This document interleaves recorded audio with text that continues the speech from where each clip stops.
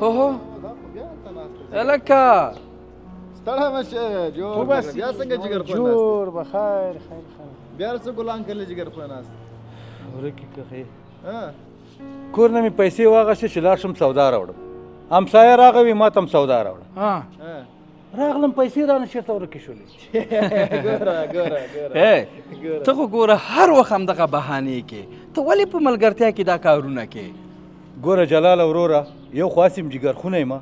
یو دا رشخند را باندې مه وهئ چې یو چا سره هم د ښېګڼې وس نه رسېږي رشخند پرې مه وایي زه خپل کار کوم ته دایم دغه موږ سره دغسې دوکې کوي کله مې پیسې ورکې دي کله یو بله بانه کوي نن دې اوس دا بانه کړې چې پیسې ورکړي د انډیوالي کارا را نکو فهمیدی والکه اوس زه خو دروغ درته نه وایم پیسې مې ورکې کړي زه خو خیر د همسایه ته څه شی بیسم دا سړی بیا بې خرچه شوی دی زه ملګری دی یو شی به ورکړو لږ ګوره مونږ خو د سختې ورځې ملګري خو په ملګرتیا کې دوکه مه کوه ګورې په چل کې پیسې هر وخت مونږ نه ګوره که کومک هم وس کېږي دغه دی که کومک هم وس نه کېږي زه خپل کار کوي ډاکټره ورکه لږې پیسې لږې به زه ورکړم د دې بیچاره هر وخت خوله وچوي اوس یې که پیسې ورکې کړي او که نه خو پیسې دې ورته وربېکو زه اخله جیب کې دې واچوه دا په ډېرو څه باندې قبولې که ښه ډېر هم بګې خو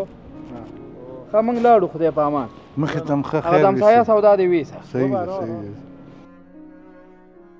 ده څنګه ګپ مې ورکړ دې ته خلک چل وي دا یو د پکې همداسې څه کوي خبره چې ده همداسې دي خو ولې د هر وخت د ملګرو سره چل او دوکه کوي په چل کې پیسې وهله ورسره چل وکړه د ملګري حق وخوره دروغ ووایه ولې خیر د انسان نه نفرت کول په کار نه دي د هغې د عادتونه موږ او تاسو نفرت کوو خو جوړ به یې خیر ده که چېرته موږ همداسې پرېږدو نو دې عادتونه نور هم پسې زیاتېږي باید عادتونه یې اصلاح کړو خیر انډیواله سپارونه زه صحیح ده راځه کېږي